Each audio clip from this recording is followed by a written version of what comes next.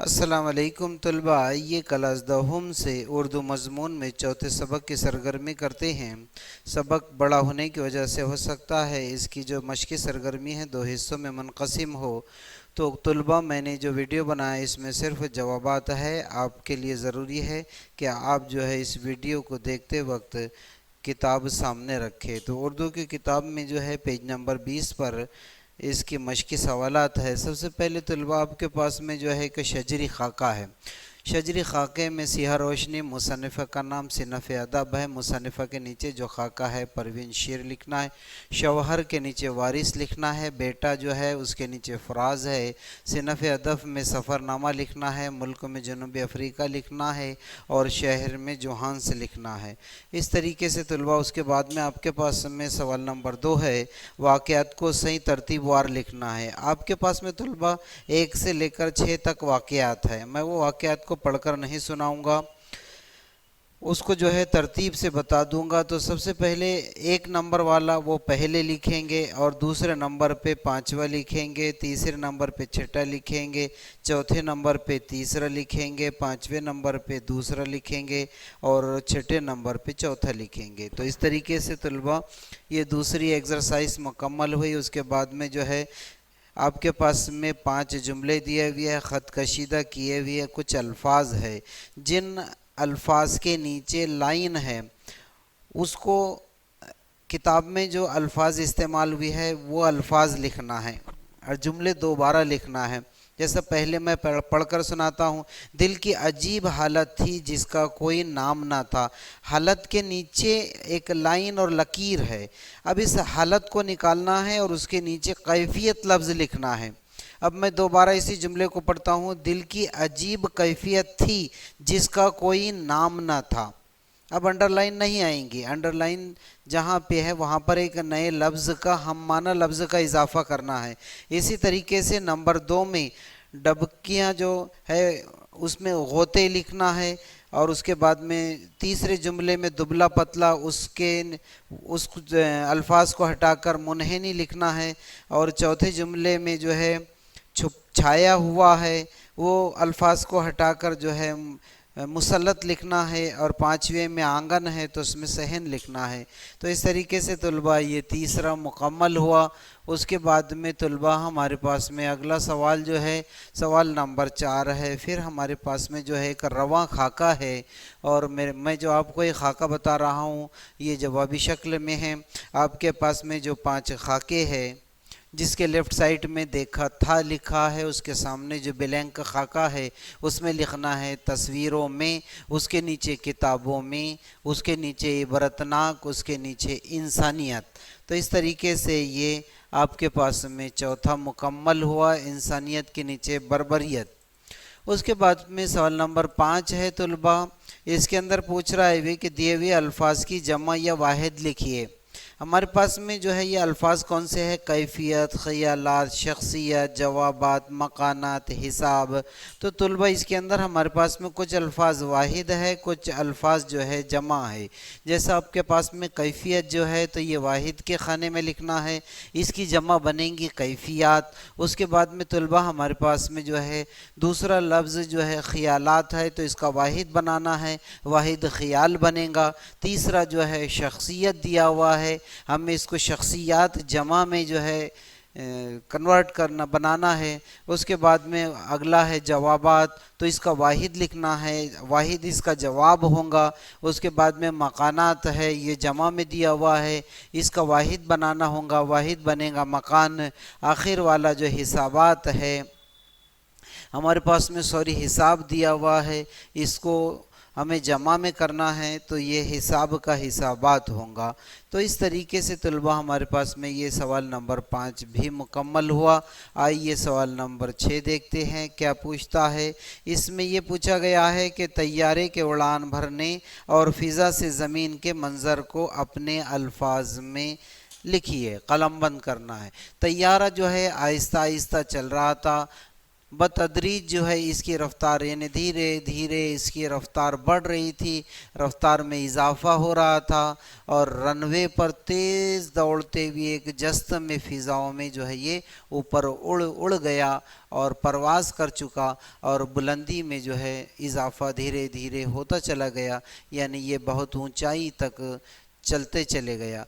जैसे जैसे ज़मीन से ये दूर जा रहा था यानी दूरी बढ़ती जा रही थी ज़मीन से, तो ज़मीन जो है ज़र्रे के मानिंद नज़र आ रही थी और एक वक्त वो आया कि ज़मीन बिल्कुल नज़र ही नहीं आ रही थी और तैयारा मुकम्मल तौर पर जो है खलाओं की दुनिया में जा चुका था, गोया कि वहाँ तैर रहा था। तो इस तरीके से तलबा ये छठा सवाल है। सातवां सवाल हमारे पास में जो है, तैयारा नीचे उतरते वक्त ज़मीनी मंज़र में जो तब्दीलियाँ महसूस होती है उन्हें तहरीर करना है। तो तैयारा नीचे उतर रहा था और ज़मीन करीब आ रही थी, तैयारा ज़मीन करीब नहीं आ रही थी बल्कि जहाज़ नीचे जो है उतर रहा था, ऐसा महसूस हो रहा था कि ज़मीन करीब आ रही है। गाड़ियों के लाइन जो बुलंदी से जो चूटियों की कतार नज़र आ रही थी, अब करीब आने की वजह से वही जो चूटियों की तरह गाड़ियाँ नज़र आ रही थी, कतार नज़र आ रही थी, वो बड़ी बड़ी नज़र आने लगी, बड़ी बड़ी ज़ाहिर होने लगी। छोटी छोटी डिबियाँ आलीशान इमारतों में तब्दील हो गई। काफ़ी बुलंदी से जो है बड़ी बड़ी इमारतें, माचिस की डिबियाँ नज़र आ रही थी और फिर तैयारा ज़मीन के सपाट सीने पर दौड़ने लगा, ज़मीन पर जो है नीचे उतर गया। तो इस तरीके से तलबा हमारे पास में जो है ये अगला सवाल नंबर हम 8 देखते हैं। सवाल नंबर 8 में पूछा है कि जुमला लोग मोल तोल कर रहे थे, खत कशीदा यानी जिन लफ्ज़ के नीचे लाइन और लकीर है, लफ्ज़ भाव ताव के लिए अवामी ज़बान में इस्तेमाल होता है, इस तरह के कम अज़ कम 3 अल्फाज लिखना है। क्या दिया हमारे पास में तलबा? मोल तोल, एग्जाम्पल के तौर पे, मिसाल के तौर पर। तो इस तरीके से हमारे पास में जो है मोल तोल के लिए जो है भाव ताव एक बना, दूसरा रख रखाव, चहल पहल, मार पीट, तो इस तरीके से हम ये बना सकते हैं। इसके अलावा और बहुत सी मिसालें जो हैं आप कर सकते हैं। नौवां है तलबा के सयाहों ने स्वीटों में गरीब ख़ानदान के खस्ता हाल 2 कमरों के मकान को भी जो है, इसमें ये 90 का जवाब होगा इसके अंदर कि मिसाल इसके अंदर जो है इसने स्वीटों के गरीब खानों के कमरों के बारे में लिखी है। तो सयाहों ने स्वीटों में गरीब ख़ानदान के खस्ता 2 कमरों के मकान को भी जो है इसके अंदर कलमबंद किया है। उसके बाद में तलबा मकान को भी देखा जिसके दर व दीवार जो है बहुत ख़राब थे, खस्ता हालत थी, उसके दीवारों का रंग उड़ चुका था, उसके जो सुतून और पिल्लर थे वो काफ़ी कमज़ोर थे और जो उनका छत था वो टीन का था और एक बाथरूम जो है सहन में आंगन में था जिसे पास पड़ोस के लोग भी इस्तेमाल करते थे। 2 कमरों के इस घर में मुकम्मल जो है 9 अफराद रहते थे। एक छोटे कमरे में बिस्तर था और मेज़ के दरमियान चलने की जगह भी नहीं थी और छोटी सी खिड़की से मध्यम सी रोशनी आती थी और एक कमरा ज़ईफ़ बाप का था, नीम रोशन छोटा सा पुराना बिस्तर था, छोटी सी रंग उड़ी हुई मेज़ भी थी। तो इस तरीके से ये 9वां सवाल है। और उसके बाद में 10वां सवाल है, लड़की की बेजारी की वजह लिखिए।